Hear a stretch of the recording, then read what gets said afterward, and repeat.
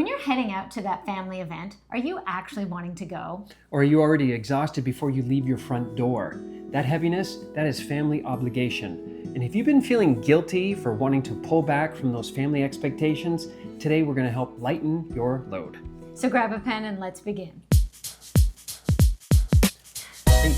Okay. Hey everyone, we're Jeff and Ellen, life and relationship coaches, and today we're talking about family obligation. Oh boy. So why is this such a big deal? Why is this a problem about family expectation and obligation? Family dynamics don't go away throughout our lifetime. We just get better at ignoring it or circumventing it, but they gnaw in our subconscious and in our psyche, and then it shows up in our bodies. Well, I mean, when I think about it personally, when you ask me that question, because family obligation has been the root of so much of my sadness, hurt, stress. Guilt. Oh yeah, how did I miss guilt? Yeah. Yeah, Definitely. When we feel that we're obligated to do something that is not our choice to do it, but we are obligated, the expectation has been set upon us. How much of you is into it? Most of me is not wanting to go, but I will go. right. And I will show up because I believe it's going to make someone else happy, or it's going to make them not pissed off. So Right. we'll go.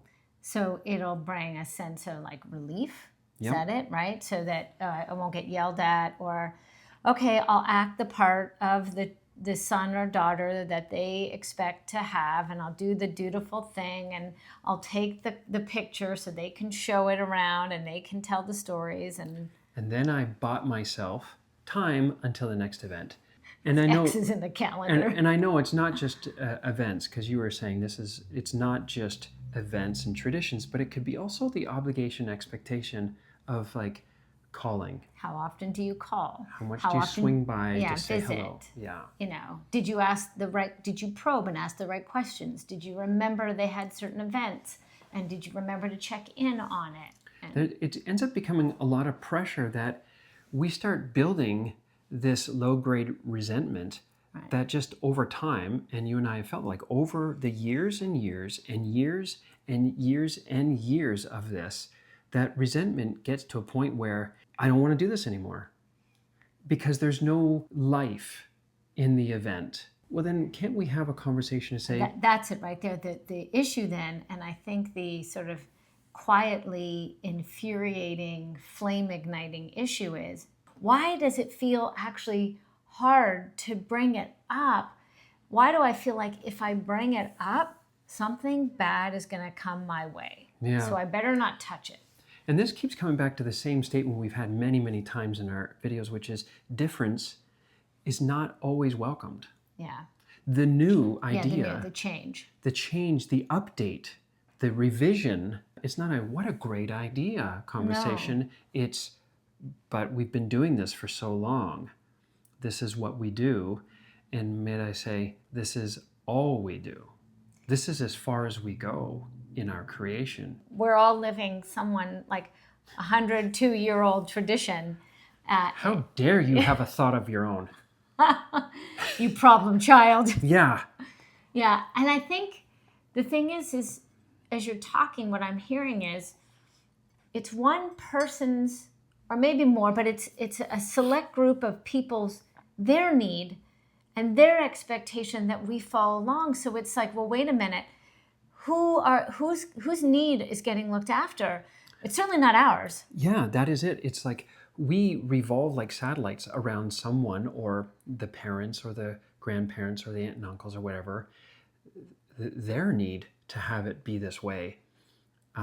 So it's a lot of giving of energy, giving of attention, but I just feel like worn out at the end of it. Yeah, because the messaging over and over again is, I don't see you, I don't see you, I don't see you. I don't see you as a separate, bona fide human being with your own rights, your own preferences, your own needs, and that you are a changing, evolving human being. And we should check in from time to time to see how what we do actually reflects the beings who are doing it.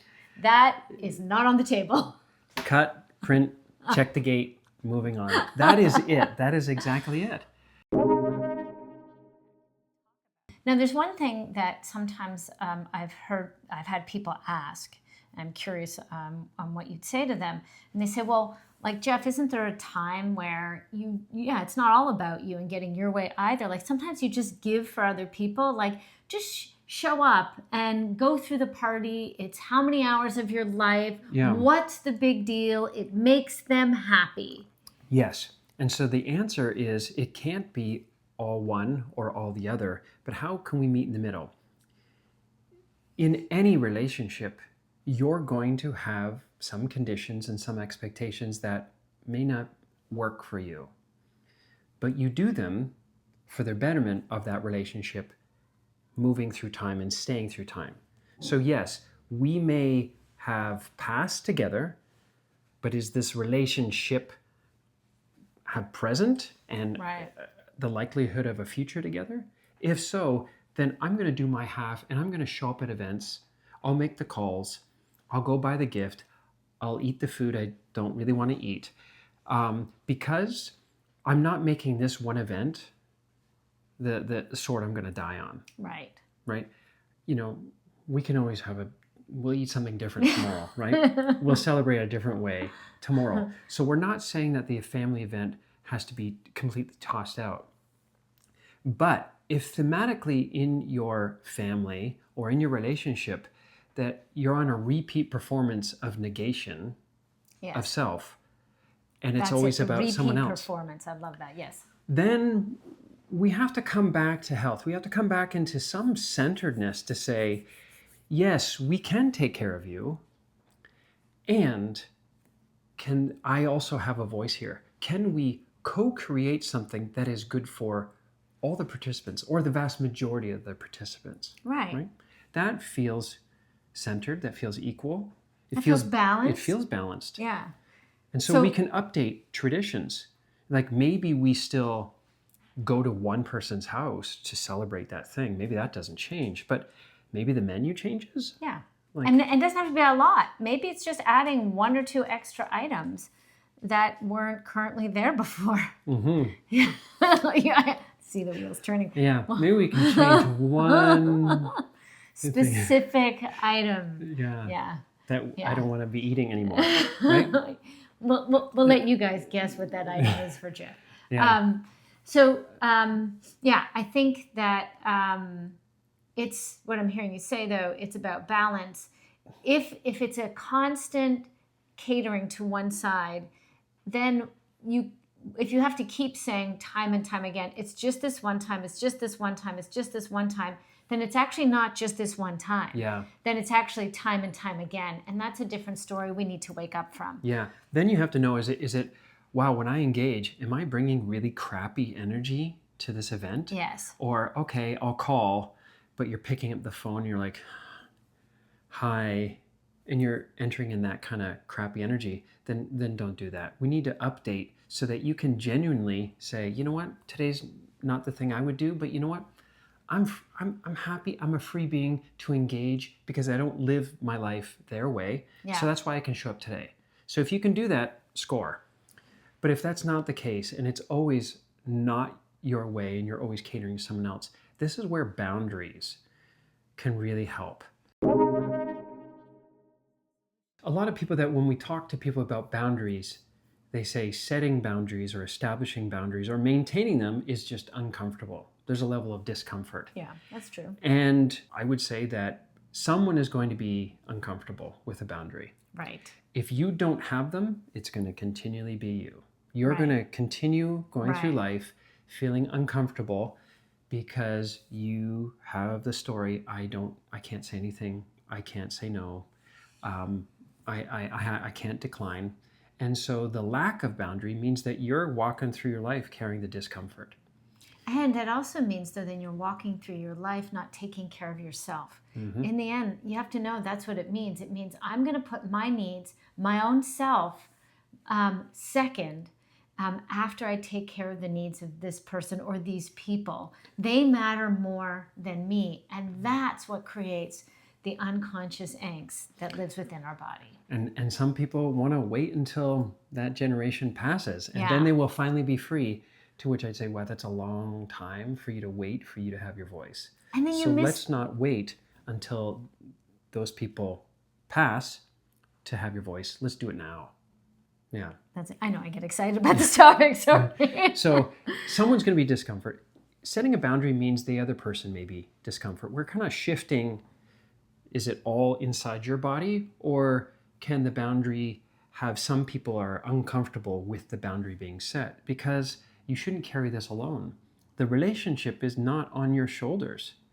If it's a phone call, it can't always be you making the phone call, you reaching out. It should be, can you reach out and call me and check in sometimes? Can it be, can I feel the one who is, interesting and wanted and important, as opposed to always checking in to the other person and always giving? Can I receive attention and energy from someone else? Yeah. So that means it's a we. Oh, look at our glasses. Actually spell we. That's unintentional. Well, for me, it's ooh. Oh, that's a different video. We'll drink to that. Sorry, that was just a moment that just hit me. Because what I was about to say, what you're describing is it's an us mentality, an us culture, not a you versus me. We're getting, and that's the thing, that competitive energy is actually bred into families. That's where we learn it from. And so it's about how do we take care of and recognize there are many needs in the room, and how do we address them? So let's give some practical examples. So food. If there's an event with food, potluck. Yep. People get to bring something that they like, that they'll be eating. Yeah.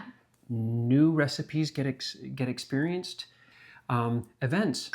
Do they need to happen at this location, or can they be at your location? And maybe do they have to you happen? get to host the event, right? Instead of always being the traveler, you say, I would like to host the event, and then we celebrate in more of a way that works for us. So you can change the location. You're going to say the date as well? Yes. Does it have to be on that day? On that day. Can we have it on a different day that works better for the majority of the people? Yeah. Yeah. Phone calls. Like I said, it can be, yes, I can continue to call, but, can you also pick up the phone and reach out to me to make our relationship, that we reach out together to make this relationship that is not always on me making the phone call to you. And with phone calls, you can talk about things like frequency. You can have a conversation that talks about the expectation.